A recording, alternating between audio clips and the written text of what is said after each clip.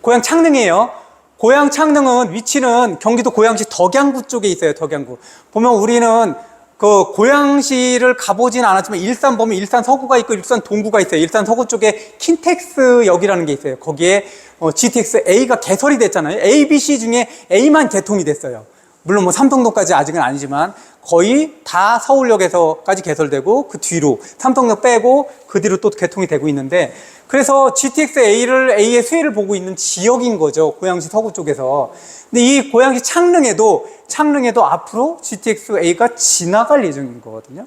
위치적으로 되게 좋고, 킨텍스역이 서구 쪽이라면 이 고양 창릉은 어느 쪽이냐면 덕양구 쪽, 서울 근처에 붙어 있어요.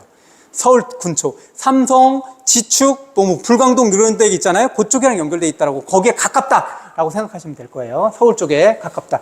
그러니까 고양 그 일산의 서구 동구보다도 훨씬 더 서울에 더 붙어 있다라고 생각하시면 되고, 여기는 면적이 약 246만 평 정도 계획되고 있고, 계획 인구는 약 8만 명이에요. 그리고 주택 공급은 호로 따지면, 가구다로 따지면 38,000호. 대개 우리가 한 가구를 2.4, 2.5명 정도로 보고 있잖아요. 그래서 여기다 한 2.4, 2.5 더 곱하면, 2.4, 2.5 곱하면 한 8만 명 되더라. 이 정도 될 거예요. 그러니까, 3만 호 정도 예정하고 있구나. 되게 많은 거죠. 그러니까 전체적으로 신도시, 우리가 생각했던 1기 신도시, 2기 신도시에 비하면 아주 적지만, 실제 3기 신도시에서도 뭐 이 정도면 3만 호 정도면 뭐 고양시에도 적은 게 아니잖아요. 서울 접근성. 우리가 1기 신도시, 이런 부분에서 그 서울 접근이 쉬운 곳에서 1기 신도시를 만들었잖아요. 근데 그거보다도 이 3기 신도시는 그 기존에 있던 1기 신도시보다 더 서울에 근접해 있다는 거죠. 이 부분이 좀 매력적인 포인트죠. 그리고 고양 창릉은 뭐가 좋냐면 GTX의 창릉역이 신설될 예정이라는 거죠. 유력하다는 거고. 여기 보면 그 서구 쪽에서, 그 일산 쪽에서 서울 쪽으로 연결되는 그런 노선들이 되게 많이 생겼어요. 첫 번째가 지금 같은 GTX A가 지금 생겨서 서울역까지 한 20분? 20분 좀 안 걸리게끔 그 정도의 그런 급행 노선이 마련이 됐고, 그 다음에 고양선. 이 대곡역 같은 경우는 킨텍스역에서 서울 쪽으로 한 정거장 더 와 있는 건데, 킨텍스 쪽 다음에 대곡역 오른쪽에 서울 쪽으로 이 창릉역이 생기는 거예요. 그럼 훨씬 더 적으로 GTX A가 파주 운정에서부터 시작됐죠. 파주 운정부터 시작을 해가지고 킨텍스역, 대곡역, 창릉역, 그리고 세전역 이렇게 지나게 되는데, 이게 어떻게까지 연결되냐면 나중에 연결되는 것들은 서부선이 끝이 여의도예요. 여의도랑도 연결되고, GTX A는 실제로 강남까지 가는 거니까 그렇게 해서 다 연결이 되더라. 그 중심에 대곡역이 있고 창릉역이 있다라는 거죠. 서해선은 실제 소사에서 대곡까지 구간들이 지금 다 개통이 됐어요. 소사에서 대곡까지 이게 개통이 됐고, 그 다음에 우리가 알고 있는 안양, 원시에서부터 소사까지 다 개통이 됐어요. 그리고 향후 홍대에서 홍성까지 연장을 한다고 하는 거죠. 그 교통이 되게 많이 개선이 돼, 되게. 예전에 고양, 일산 뭐 이러면 교통이 좀 어렵지 않아? 막 그랬는데 되게 많이 개선됐더라. 그리고 GTX A만이 아니라 뭐 서부선도 이쪽도 여기서 환송할 수 있게끔 여기를 거칠 것이다라고 이렇게 예정하고 있고, 지금 대구역 같은 경우는 지금 4개의 노선인가 5개의 노선이 지나가고 있고요. 그러니까 3기 신도시의 대부분들은 어떤 거냐면 뭘 갖추고 있냐면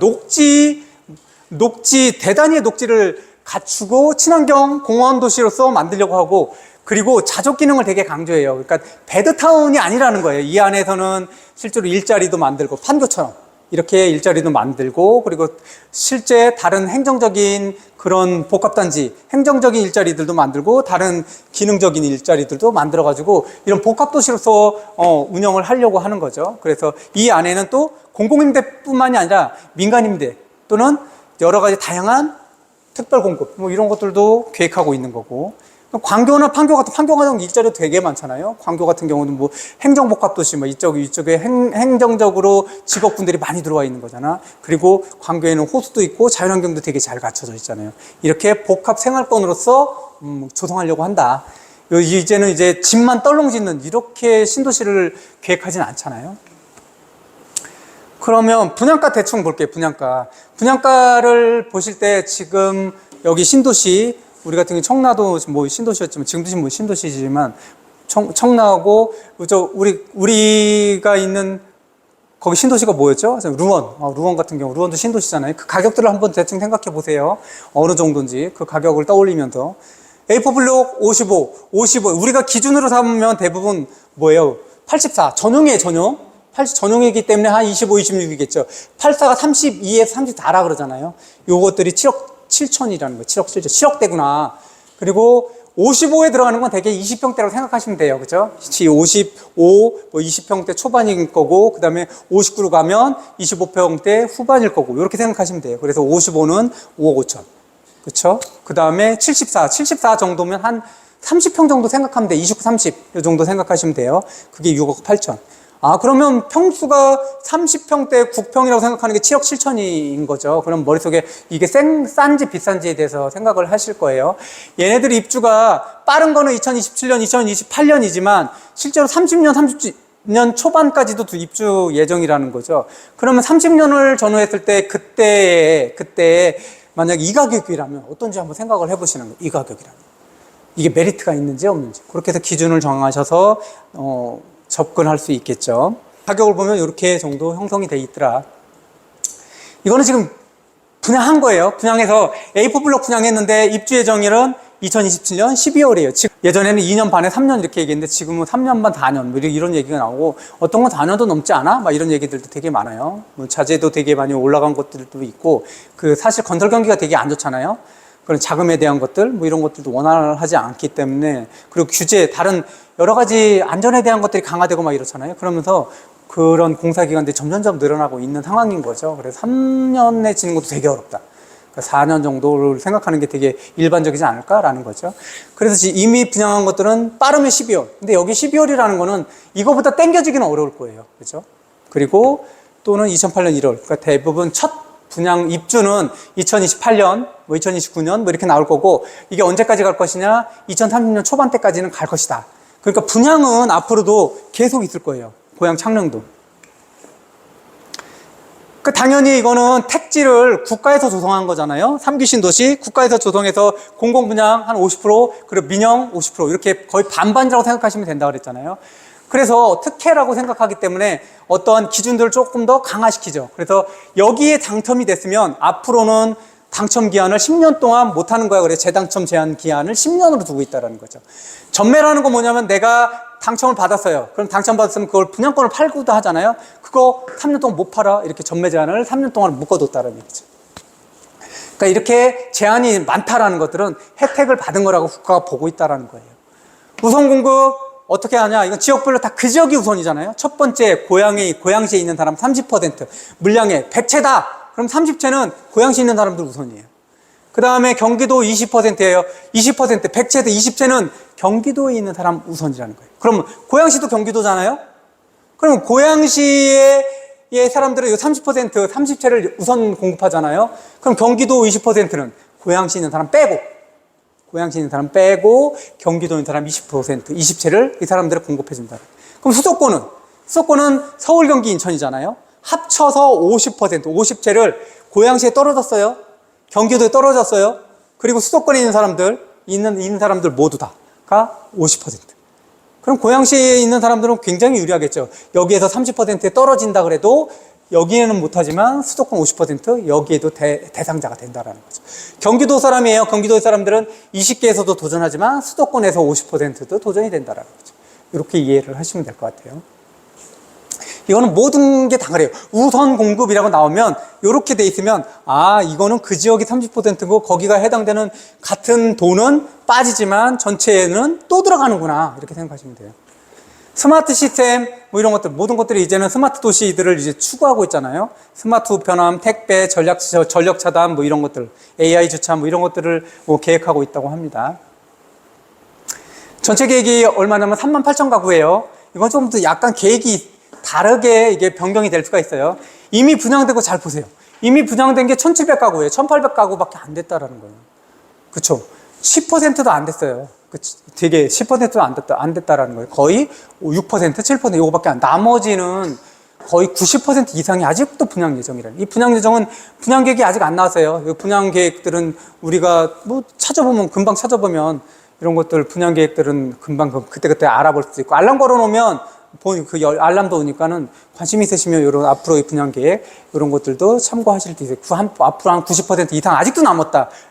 이것들을 생각해 보시면 되고, 그리고 2025년 8월 이후 물량이 32,000 가구예요. 되게 많이 남았다라는 것들. 후속 일정들은 직접 찾아보시면 된다라는 것들. 민간하고 공공이랑 한 50% 정도 이렇게 예정돼 있다라는 거죠.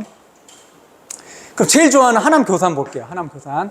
하남 교산 위치는 경기도 하남시 교산, 여기 교산동 일원인데, 이 교산이 어디냐라고 생각하면 쉽게는 잠실 있고 잠실 우측에 보면 강동구가 있죠. 고덕 같은 경우 고덕 뭐 이렇게 나와 있는 강동이 있고, 올림픽파크 포레온 뭐 이런 데 쪽, 거기서 오른쪽으로 한참 가다 보면 경기도 쪽에 하남이 있어요. 하남. 그러니까 그쪽 강동에서 오른쪽으로 가면 경기도 쪽에, 예전에는 그게 다 성남으로 다 묶여 있었어요. 그렇죠? 성남이 아니라 광주. 그렇죠? 경기도 광주에 다 있었던 거죠. 크게. 광주에 묶여서 있는데 지금은 그쪽 오른쪽에 강동이 있고, 그 오른쪽으로 가다 보면 그쪽에 경기도 쪽 열리는 그쪽에 하남이고, 하남 안에 이제 교산이 있다는 거죠. 조금만 가면 강동으로 간다는 거. 물론 강남 중심지로 오려면 거기도 이제 차 타고 한 3-40분 와야 되지만 되게 멀지만, 그래도 서울에서 그쪽 강남 쪽으로 출퇴근하는 사람, 잠실 쪽에 출퇴근하는 사람들은 경기도 쪽에는 거기는 빠르게 접근할 수 있다는 거예요. 물론 과천이나 이런 데가 더 빨리 접근하겠지만, 그래서 되게 제일 3기 신도시 중에서는 제일 선호하는 지역이더라. 면적은 196만 명이고 계획 인구는 11만 명이에요. 11만 명. 약 3만 6천여 호 정도 이렇게 계획을 하고 있습니다. 강남권에 인접해 있고, 강남권. 여기는 실제 역으로만 보게 되면, 역으로만 보면은 창릉역이 훨씬 더 다양한 그런 교통 호재들은 있긴 해요. 근데 여기는 3호선 교산역 신설 예정이 돼 있고요. 위례신사선 요 부분들이 연장이 됐고, 9호선 연장 예정이에요. 9호선은 실제 강남이랑 연결되는 가장 좋은 그런 노선들, 예전에 꼽았을 때 GTX-A 나오기 전에 예전에 꼽았을 때는 어떤 것들이었냐면 9호선, 7호선이었어요. 9호선 강남으로 통과되는. 일자로서 되게 좋구나 라고 하면 3개를 꼽으면 전철 2호선, 7호선, 9호선 여기였죠. 근데 지금 9호선이 개통이 된다라는 거죠. 그러면 좀 교통으로서는 굉장히 호재인 거죠. 5호선 연장이 됐고, GTX-D 논의되는데, 사실 보면 GTX-A, B,C는 거의 이거는 뭐 시간의 문제지. A는 개통이 됐고 B,C도 시간의 문제지. 한 2030년 넘으면 개통이 될 것들은 확실한데, GTX-D 그 다음에 이 F는 이거는 뭐 하긴 하겠지만 언제일지는 이거는 좀 요원하다, 뭐 이렇게 생각하시면 될 것 같아요. 논의 단계다. 다 똑같아요. 3기 신도시든 뭐든 자연환경을 살린 도시를 설계하려고 하고, 스마트 시티 적용하고, 그 다음에 여기도 복합도시로 이렇게 그것들을 계획하고 있어요. 단지 베드타운으로서 그 주거만 만족시키는 것들이 아니라, 신혼부부 청년 특화주택 여기도 공급해 주려고, 3기 신도시에 그런 것들을 많이 적용을 해 주려고 그래요. 특별 공급 같은 것들에 대해서 신혼부부라든지 그런 것들, 그 다음에 뭐 신생아 특례 뭐 이런 것들을 좀 더 많이 적용시켜 주려고 하고 있고, 가격대는 어떠냐? 이것도 똑같죠. 대부분 55제곱미터 뭐 이럴 때는 5억대고, 그 다음에 뭐 실제로 보면 여기는 20몇 평은 다 5억대구나. 5억대, 6억 초반 이렇게 생각하시면 될 것 같아요. 그래서 인근 시세, 이때 뭐 이거 궁금하시면 하남 근처 뭐 거기 봤을 때 뭐 신축 같은 거 검색해 보면 아는데, 인근 시세 봤을 때 최호화 뭐 2억 정도가 저렴하다라는 거 얘기죠. 이게 신축으로 들어오게 되면 좀 더 저렴할 수 있다라는 거죠. 그래서 3기 신도시가 지금 이재명 정부가 들어오고 나서 맨 처음 4기 신도시 얘기도 했는데, 4기 신도시 얘기는 이제 접고, 어떻게 하냐, 여러 가지 방법 중에 3기 신도시를 좀 더 속도 확대하거나 또는 속도를 빨리 진행하겠다라는 방법들에 대해서 계속 얘기를 하고 있어요. 그럼 3기 신도시가 물량이 줄진 않겠구나라는 거 하나랑, 또는 3기 신도가 빠르게 진행이 되겠구나 라는 것들은 좀 유념해 둘 필요가 있다라는 거죠. 뭐 되게 3기 신도시는 되게 오래 걸리잖아요. 근데 그런 부분들이 좀 더 빠르게 속도감 있게 진행되지 않을까라는 생각을 가지시면 되고, 그리고 내가 생각했을 때 3기 신도시, 우리 집 근처에 있는 3기 신도시, 그 전에 얘기한 것처럼 계양, 그 다음에 대장, 그 다음 하남 교산, 그 다음에 창릉 뭐 이런 쪽들하고, 그 다음에 좀 전에 분양했던 남양주에 있었던 것들, 그런 것들을 좀 한번 생각을 해보실 필요가 있을 것 같아요. 남양주 왕숙 있죠, 왕숙. 제일 많은 많은 가구가 들어간 게 남양주 왕숙이에요. 근데 조금 멀죠, 여기서는. 나중에 좀 더, 지금은 아니지만, 조금 굉장히 많은 물량이 대기 중인 것들이 광명, 시흥, 그 지역도 굉장히 많이 들어와요. 되게 가깝죠? 거기도 실제 서울에서 서울 접근성이 굉장히 좋기 때문에 그것도 나중에 되게 많이 인기가 있을 것 같아요. 지금으로서는 1등, 2등이 하남교산하고 광주, 그 다음에 고향 창릉이더라. 이렇게. 본격 입주는 지금 분양한 것 중에는 2027년 이후인데 이것도 실제로는 분양된 것들이 5% 조금 넘나? 뭐 이렇게 정도밖에 안 됐다라는 거예요. 이거 똑같아요. 우선 공급 30%죠. 경기도 20%이고 수도권 50%. 우리는 어디에 해당돼요? 만약에 인천에서 한다고 하면 어디가 해당돼요? 여기에 들어간다. 적지 않은 거예요, 사실 보면. 당연히, 근데 예전에 사전청약 받은 사람도 우선으로 들어오긴 하지만. 자산 기준으로 봤을 때는 여기들은 혜택이 되게 많잖아요. 대부분 3기 신도시 같은 경우 이런 부분들은 공공 같은 경우도 이런 자산 기준으로 본다라는 거죠. 그런데 사전청약을 받은 사람들은 상관없어요. 요것들 기준을 적용하지 않는다라고 하죠. 사전청약 받은 사람이 아니라 새로 본청약 처음으로 하는 사람들은 요런 기준들이 있더라. 근데 이것들도 공공 분양 이런 것들에 대해 해당되는 것들이고, 여기서도 민영은 한 50%라고 했잖아요. 그런 부분들은 이런 혜택에서, 이런 기준에서 벗어날 수 있다라는 거. 그리고 사전청약 당첨자는 여기서 얘기했던 그런 자산 기준에서 벗어난다는 것들 기억을 해두시면 될 것 같아요. 그래서 여기서 본청약 전환율이 다른 데 같은 경우는 이렇게까지 높지 않은데 하남교산 같은 경우는 사전청약에서 본청약으로 이전됐던 사람들이 84%나 있던데, 중간에 이탈하는 사람들이 거의 없죠. 전체 계획이 36,000이에요. 그리고 이미 분양이 387가구예요. 그러니까 앞으로 되게 많이 남았다라는 거죠. 그렇죠?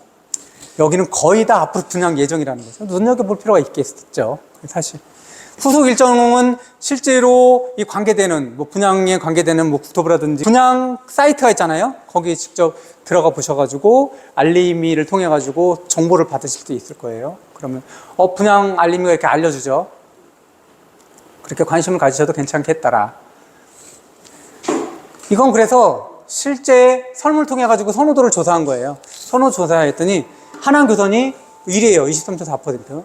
고향 창릉은 20.6%. 당연히 그 지역에 근처에 있는 사람들은 다 그 지역을 선호했겠죠. 그러니까 전체적으로 따져봤을 때. 광명시흥이 19%. 여기도 되게 많이 인기가 있을 거예요. 그죠?